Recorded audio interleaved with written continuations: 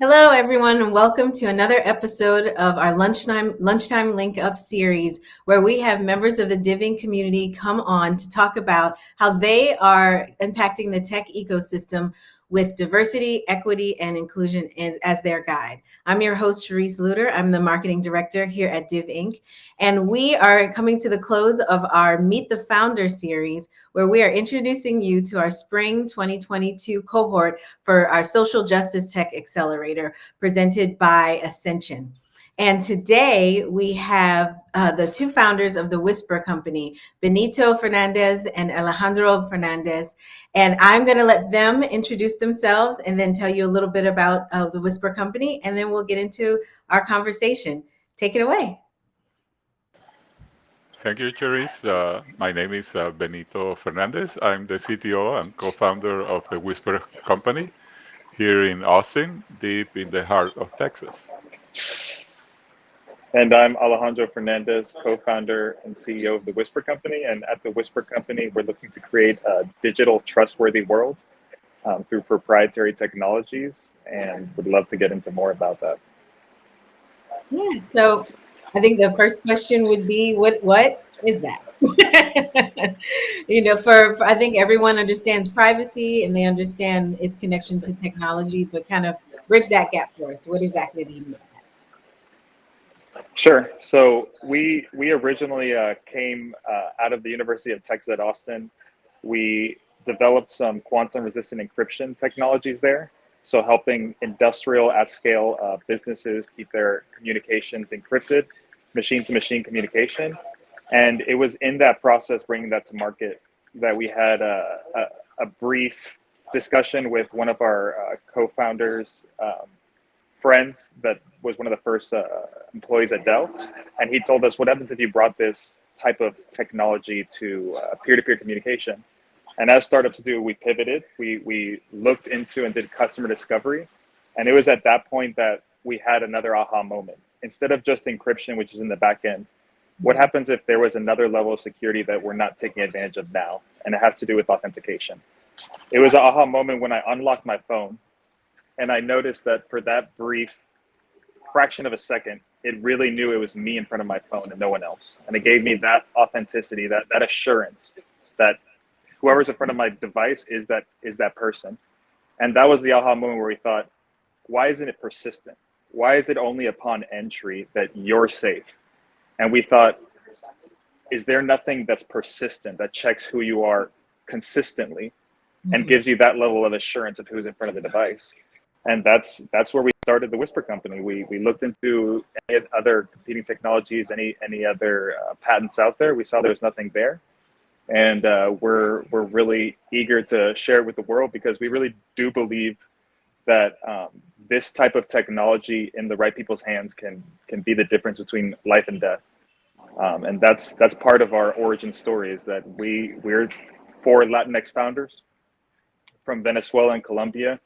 And we know that, human rights aren't something that's allotted to everyone, especially in underdeveloped countries or third world countries. And we even had a personal experience where one of our cousins was taken against their will because their communications weren't secure. And they in other countries will take your phone, put it in front of your face, unlock it, and then go through your phone. And if there's anything speaking against the government, they'll jail you. So our technology secures that phone, that person, that individual, and their information from scenarios like that. And that's really something that one of our missions is, to be able to share this technology for free through, and I know we'll probably get into it, but through our MVP, our messaging app. It's called Invisible Ink. Really, we say it's a security you can see and privacy you can trust. Now, I will say that I think everyone would probably think, okay, passwords seem to be working just fine, or my fingerprint on my phone works just fine, and it'll time out eventually. And Right. and so why would I need to do this? It seems like it's pretty secure. Everyone else seems pretty good at utilizing those technologies. So what is it about yours that's so different? You mentioned a minute ago that it's kind of persistent authorization, but get a little bit more into that. So people understand that what they have may be great, but it may not be good enough. Sure. Yes, Yeah, I would just say I'll jump in before Benito gets into it. I want to get one answer in. So I would say that it's almost similar to like insurance. What type of insurance you need? Do you need okay insurance, no insurance, or the best insurance? Well, it depends. Where do you live? What's your lifestyle? There are certain people that aren't going to necessarily think our technology is for them because they haven't been hacked, because they're not in situations where they're vulnerable. And for us, we just believe that our technology that can meet certain people's needs today, and we believe it can be the standard in the future. And I will say why. There are people that need it today, as I described before. But why do I think it can be the standard for the future, even for people that don't necessarily think they need it? It's because our authentication is not just persistent, keeping you more secure, but the authentication is also seamless. The moment you're in front of your device, you're in. The moment you put it down, you're safe. And then the key is the moment you lift the phone back up, you're back in instantly. You think of multi-factor authentication, single sign-on. It's a headache to have to log out, get those 6 digits.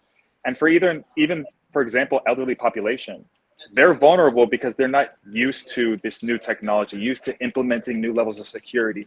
So this seamlessness can help people that either have trouble adopting technology because it's so seamless and easy that you don't have to worry about having to teach someone something new. They just hold it to their phone.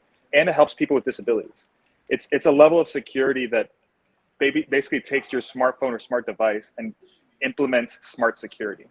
And that seamless aspect is what we believe can lead to that growth and that adoption that can create a new standard for multi-factor authentication. But for sure, the people that we want to focus on first are the people that need this level of privacy, these people that need this level of security the most. And that's kind of our mission and our vision, is to help those people out first.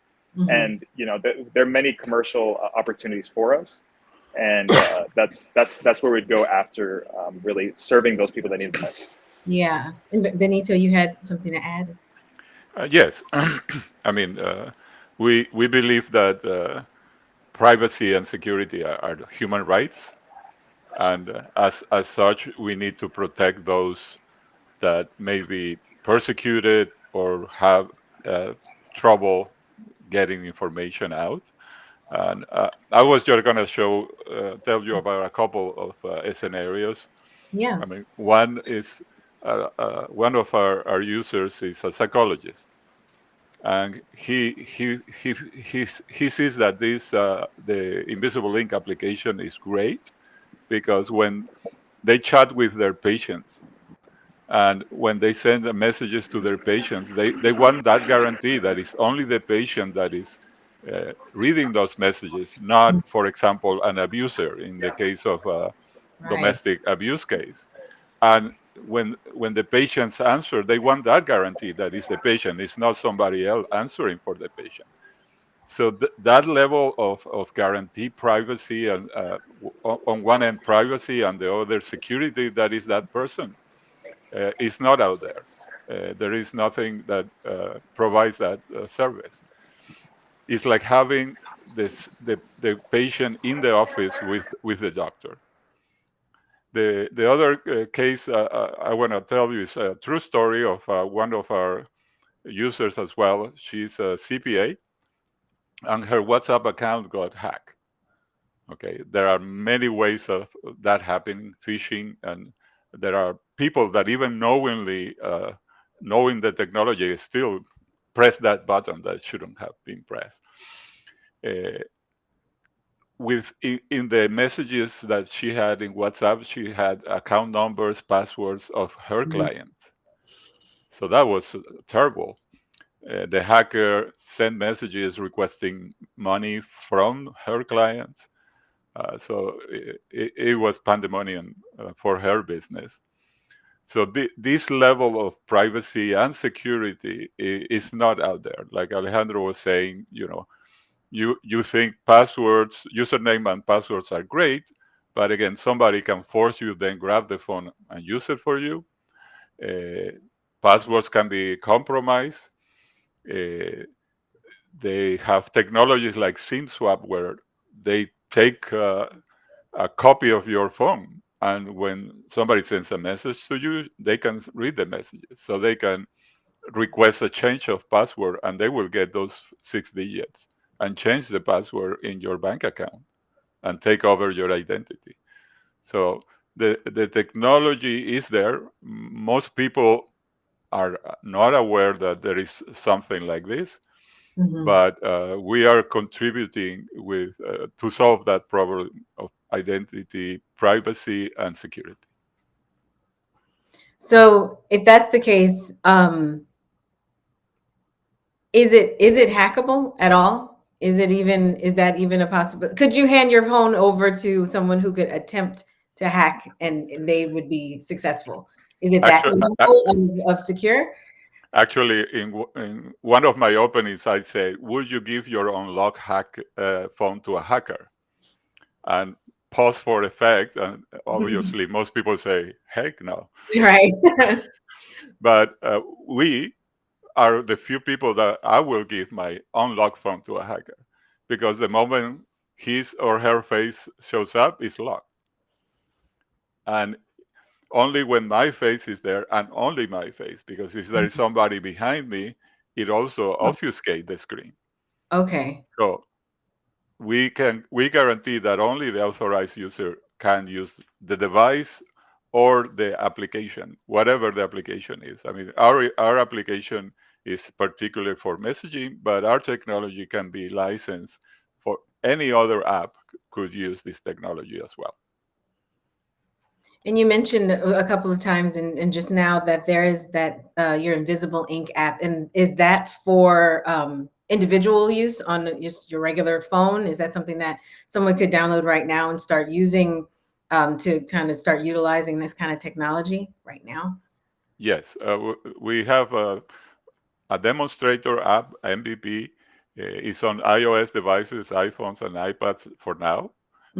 Soon we'll have an Android version, and we are also working on a desktop solution. And it's free for personal use. So anybody around the world can actually download the app today. And I hope you can put a link to that webpage where they can download it.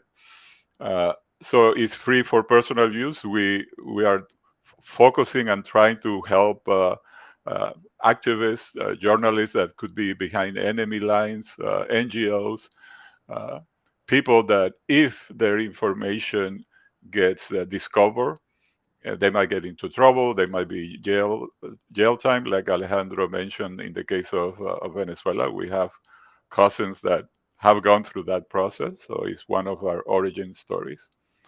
So, but everyday person can actually use it as well if they want to, if they value privacy and security of their information.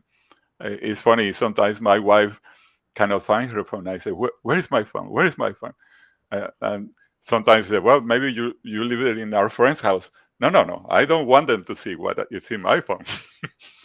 You know, everybody has their own level of what is private and what is not, and what you want to share or not. Okay, well, if you want to get a hold of the app right now for if you have an iOS, then there's the link to go ahead and download it right this moment and start utilizing that kind of technology and see.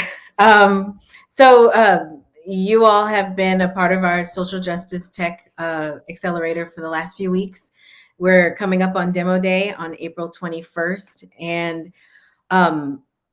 I'd love to hear about your experience throughout the accelerator. What has been your big takeaways? What have been the aha moments that you've had? And what's that experience been like for the both of you? And Alejandro, if you want to start.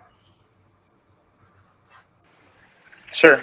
I mean, I would say in short order, it was, I think I speak on behalf of both of us, but I'll start off by saying I think it was our favorite, community to be able to tap into since we've started this company. So we've been around for a couple of years, a little while in stealth mode. But since we've been in the startup community and connecting, we went through another Accelerator Mass Challenge and a couple of other smaller communities that we've tapped into. This is the one that we really felt like it was very hands-on. And that hands-on, community and the caring and the real like brotherhood that's built with DivInc cannot be replicated. And I think that's one of the things that, everyone's kind of working on their own startup. Everyone's on their own mission. Everyone has their own goals. And so sometimes you get pigeonholed, sometimes you get laser focused and siloed, because that's your everything. That's your morning, your night, your evenings, your weekends. And when you're around people that are doing the same thing, sometimes you can kind of have somewhat of a relationship and enjoy their company, but you're still laser focused on what you're doing. But I really feel like DivInc, it's like people first, technology startup later, and that's the kind of like community that I think that DivInc has given us, and we really appreciate it. To everyone in DivInc, Alyssa, you, Therese, Preston, Brooke. I mean, everyone that we've really talked to and been a part of, we just felt, really blessed for the opportunity. And we really do want to do the best for our startup, not only for us, but for DivInc, because we want to show that, the experiences that we've had, the connections we've made, and, obviously, hopefully demo days can be great, but that it means a lot and it impacted us. And, part of our story even going forward is always going to include DivInc and what we gain from here and where we can take it. Awesome. Yeah, I would like to add up. I'm not as young as Alejandro, and the experience has been very pleasant. As Alejandro said, we have been in other accelerators, and the big difference with DivInc is that everybody's trying to do good for the community, while many startups are there to to make something profitable, to make money, but especially this cohort, which is about social justice and innovation. Right. So it creates a camaraderie, a friendship that you cannot find in many other places, and everybody's busy doing their thing, but the members of the cohort give you what they don't have a lot, which is time to help you, time to give you feedback. So we try to pay it forward with each other, help each other progress and be successful. And not to mention the dozens of wonderful mentors that are available through DivInc with their expertise, both on the social aspect and on the business aspect of entrepreneurship. Is something that we will take forever in our hearts. So, wonderful. Thank you all. And if you're out there and you're interested in some social justice cause, and you had ideas that you want to bring to market, come and join DivInc. I mean, I may as well just like cut that up and put it as a commercial. That was awesome. You touched on it a little bit, but what has it been like working with within your cohort? I say all the time we're so intentional about how we build out the cohort to introduce and make sure that feeling of collaboration is a part of the everyday experience. So, what was that like working with the other founders?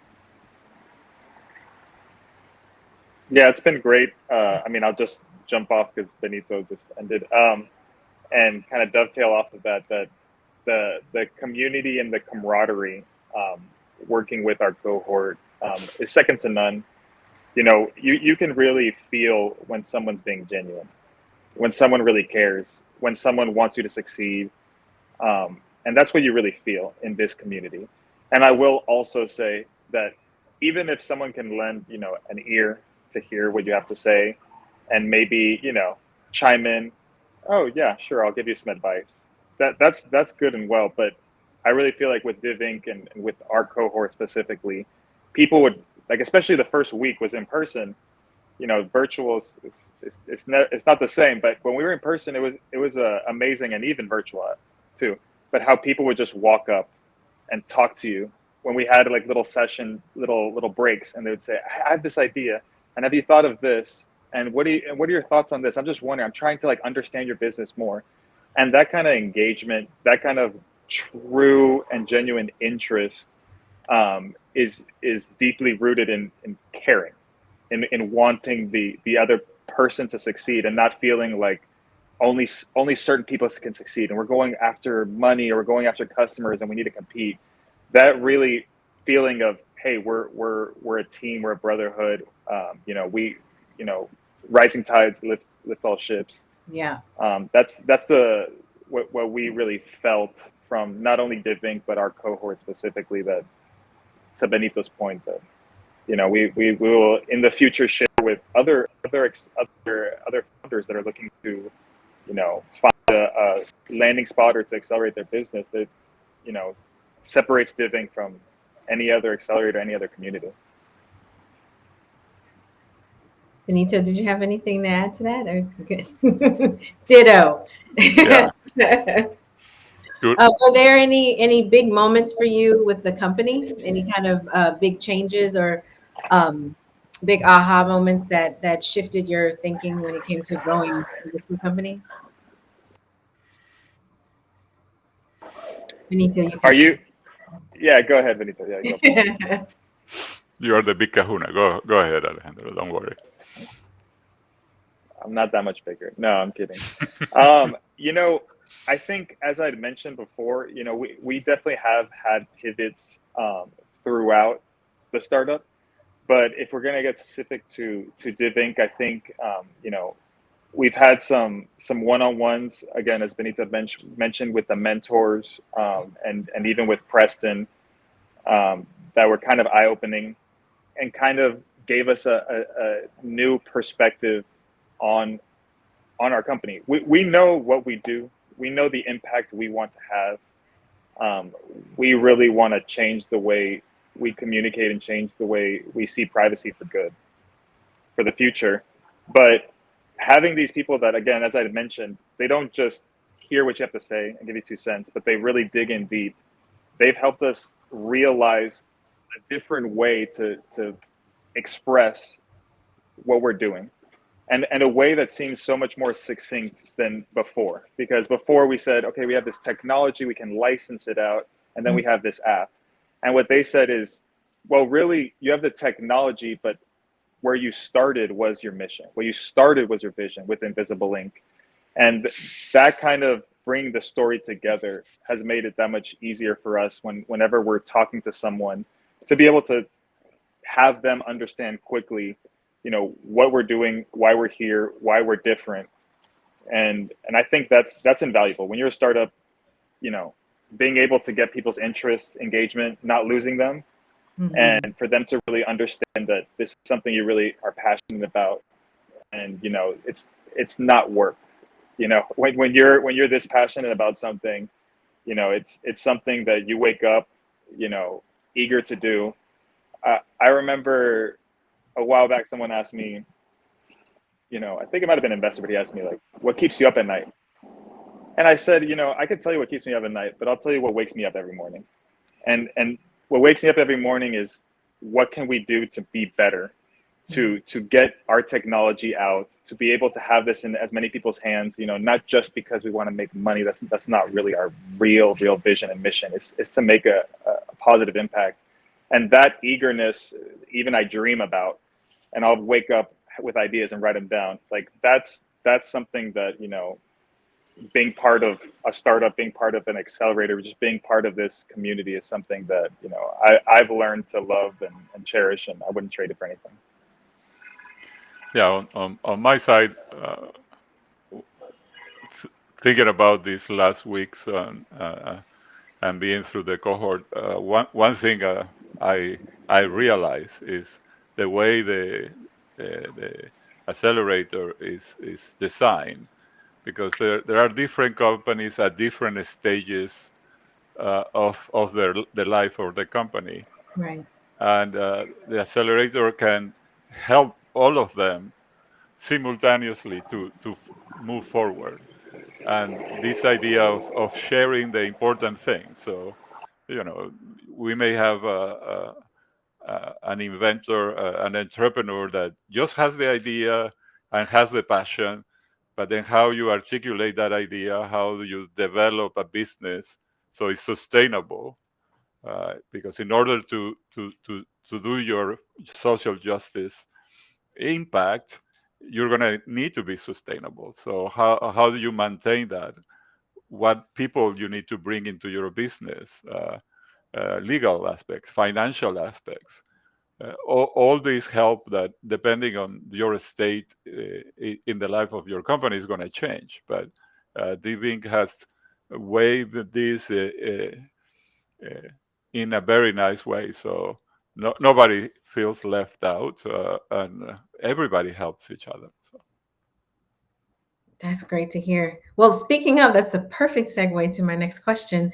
As you're moving into demo day in a few days, and even beyond demo day, the next phase of the company, what are ways that our community can support you? What are ways that we can, make sure you finish off strong and are supported as you move into that next phase? We mentioned a second ago about Invisible Ink, the app, and downloading that. But is there anything else that we as a DivInc community can do for you as you're finishing up? I mean, what I would say is, if you have the same belief that privacy and security are human rights, support us, join us,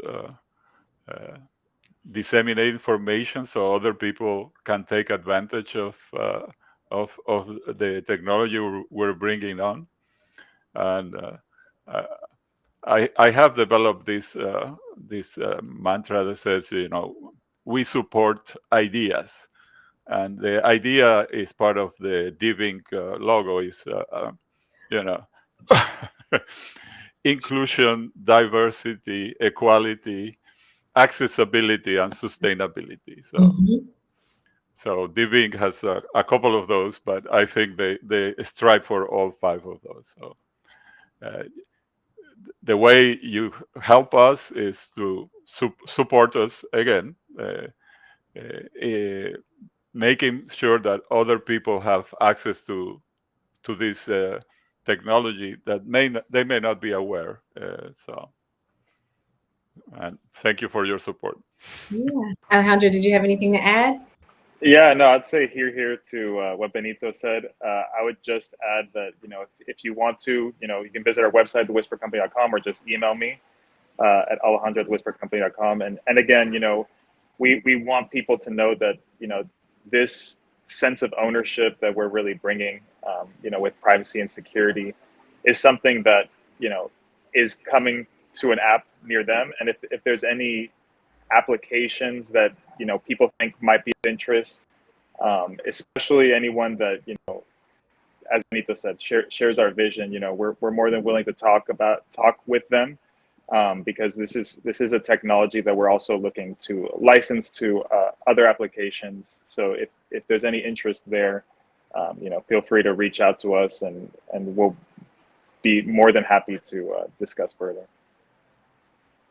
Awesome. Well, we are so excited to see you all pitch and the entire cohort pitch on April 21st at our demo day in Austin. You can sign up you can RSVP for demo day on our website, divinc.org/events. And we're actually doing a watch party here in Houston at our Houston office. So you can watch for the Houston team, or you can be in person in Austin. And just go to DivInc events for more, divinc.org/events for more information. Thank you to you both for spending some time. I know y'all are busy right now, so thank you so much for spending Yes, some time. And we can't wait to see you at Demo Day. One special thank you to our title sponsor, Ascension Seton, for supporting this spring 2022 Social Justice Accelerator. And thank you so much for being a part of this episode. Have a great day. Until next time. Bye. Thank you, Cherise. Take care.